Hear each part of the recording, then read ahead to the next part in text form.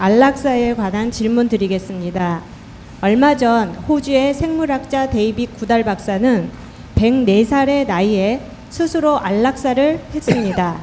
병들어 고통이 있기 전에 행복하게 죽겠다며 가족들과 작별 인사를 나누고 안락사가 허용되는 스위스로 가서 스스로 주사의 밸브를 열고 행복하게 생을 마감했다고 합니다. 이렇게 100세가 넘은 나이에 병들고 제 기능을 못하는 몸 때문에 사는 것이 더 이상 아무런 의미가 없다고 느끼고 스스로 인생을 마감한다는 구달 박사의 주도적 죽음인 안락사를 저희는 어떻게 받아들여야 할까요? 앞으로 시대는 우리 사람이 시대를 만들어가는 세상입니다. 이제 선천시대와 후천시대가 다르다라고 지금 가리키는 것이 선천시대는 자연이 이끌어 우리가 성장되는 시대고, 성장되는 것은 우리가 노력을 한다고 성장을 하는 것이 아니고 자연이 이끌어서 성장을 하는 겁니다. 그래서 계속 진화 발전을 하는 거죠. 우리가 후천시대 후기가 온다라는 것은 이제 인본시대, 사람이 운용을 하는 시대가 지금 왔다라고 하는 거죠. 그러면 의술행위가 지금 우리가 과거에 같으면 100년 전에 같으면 이거는 신의 역할이다, 신의 영역이라고 했던 것이 지금은 인간이 우리가 하고 있습니다. 이만큼씩 이첩이 된다는 거예요. 사람들이 너희들이 지금 해야 될 만큼 성장을 했으니까 그 몫은 너희들이 하라. 그러면 여기서 더 성장을 하게 되면 신의 영역에서 또 벗어나고 우리가 또 그 영역을 받습니다. 앞으로 이게 미래죠. 인간이 이 지상에서 살아가는 이유가 지식을 발전시키기 위해서 사는 거예요. 지식을 생산하기 위해서 사는 게 인간이 사는 데의 본연이다 이 말이죠. 지식을 생산하는 것은 인간만 하지 개돼지도 할 수 없고 침팬지도 안 되고 저쪽 고래도 안 돼. 근데 또 뭐가 안 되냐? 신들도 안 돼. 지식을 생산하는 것은 인간만 하는 거예요. 이게 고유적인 겁니다. 지식을 생산하고 지식을 교류하고 이렇게 해서 지식을 또 질량을 높이고 이걸 또 정리를 해서 또 고질량으로 만들어내는 지식을 이때까지 이걸 이끌기 위해 가지고 이것이 인간들이 이때까지 출몰을 하고 이렇게 지식 배양을 하는데 우리가 윤회를 하면서 이때까지 온 거죠. 근데 지금은 지식이 전부 다 고조돼 가지고 다 생산된 이러한 상태죠. 그러니까 그는 지식을 고도된 지식을 우리가 흡수를 하고 살고 있는 우리는 엄청난 질량을 지금 가지고 있는 거죠. 그러니까 이 사람들이 앞으로 인공지능들이 기계가 지금 이 발전되듯이 우리는 지식인들이 스스로 이제 발전을 하기 시작을 한단 말이죠. 해가지고 우주의 과학도 인간들이 지금 이제 탐구를 하고 만지고 이런 거 운용을 할 것이고 앞으로 이 정신세계도 인간들이 만지고 운용을 할 것이라. 신들도 인간들이 지금 운용을 할 것이라. 요렇게 바뀐단 말이죠. 신도 어떤 신이냐는 다르겠죠. 어떤 신이냐. 우리가 계층신이 있는데 위의 신은 인간이 다스리지 못하는데 중하의 신은 인간이 다스릴 수 있게 돼 있습니다. 네, 요런 거죠.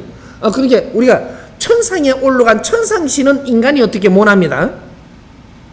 중천의 신과 이 하층의 신은 인간들이 운용할 수 있게 돼가 있는 것이다 이 말이죠. 그래서 우리가 지금 이 떠돌고 있는 영혼들이라든지 우리 주위에 지금 이렇게 있는 이런 그 신들이라든지 이런 거는 우리 주위에 지금 엮여 있는 이런 신들은 전부 다 우리가 운용할 수 있게 돼 있다.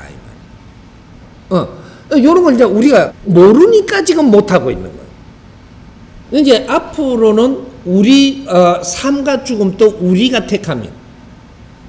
앞으로는 이게 후촌 시대가 다른 거예요. 너는 죽을 때가 돼서 죽는다가 아니고 내 삶도 내가 조종을 할 수 있는 시대다. 이것이 후기. 그죠? 이게 이 우주가 운행이 되는데 지상계가 운영이 되는데 100으로 놓고 볼 때 지상계가 운용이 됩니다. 이것이 은하계 모든 걸 이야기해서 지상계라고 이야기해요. 지구 안에가 지상이 아니고 지상계를 운영하는 100이라고 볼 때 지금은 70% 운용이 된 상태입니다. 70% 운용이 됐는데 이 30%는 이제 앞으로는 이 운용의 법칙이 바뀐다 이 말이죠. 요거는 성장판이 성장하는 것이고 성장된 것이 이게 우리가 직접 운용을 할 때는 우리가 운용을 하면서 우리가 더 살기도 하고 줄이기도 하고 우리가 만들어 나간다라는 거예요. 그래서 이제 앞으로는 냉동 인간을 만들었다가 나중에 깨어나기도 할 거, 그건 너가 결정하는 거예요. 그런 거 신의 영역에서 이제는 생명을 신한테 맡기던 시대에서 벗어난다. 자연에 맡기지 않는다 이 말이죠.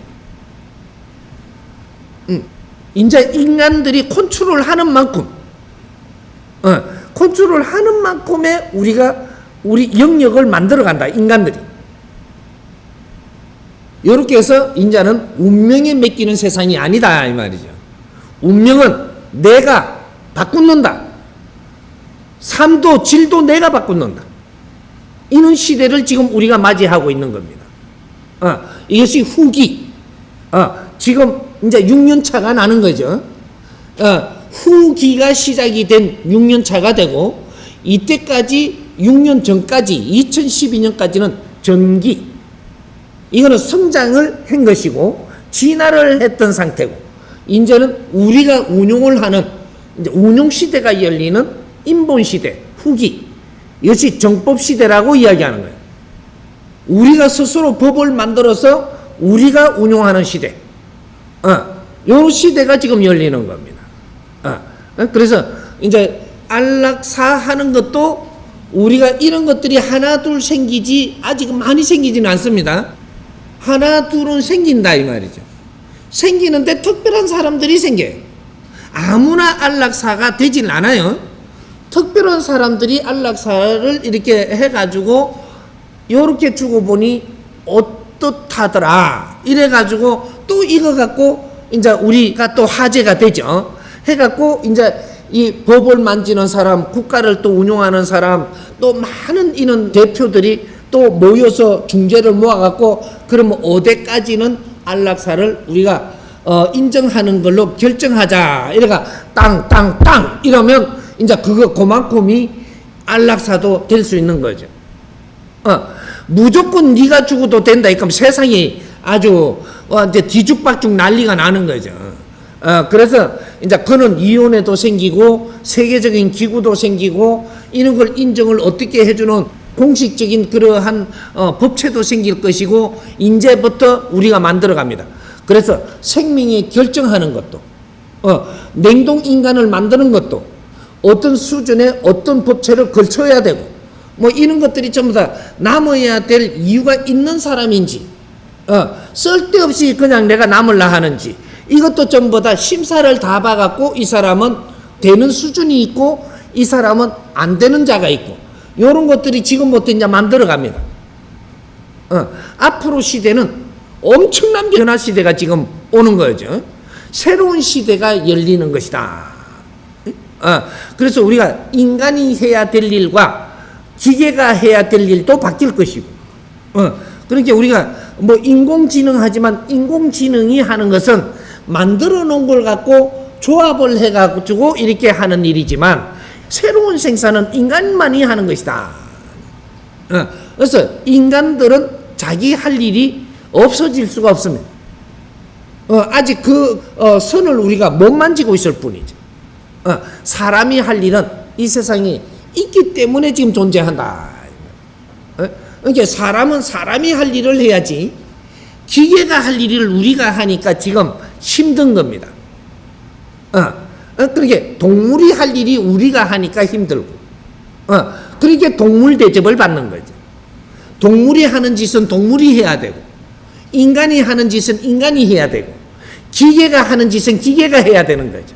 이제 요는 원리들을 정리를 해가지고 앞으로 우리는 사람답게 사는 세상을 만들어야 되는 거죠. 이것이 대한민국부터 사람답게 사는 세상을 지금 만들어 가야 되는 거예요. 그래서 이 우리가 생명을 가지고 움직이는 것도 앞으로 우리 사람이 할 것이니까 그거는 윤리에 벗어난 일이냐 이런 거는 잣대를 대지 마라. 이제는 사람이 결정하고 사람이 운영하고 사람이 만들어가는 세상이 열렸다. 이렇게 생각을 하면 돼요.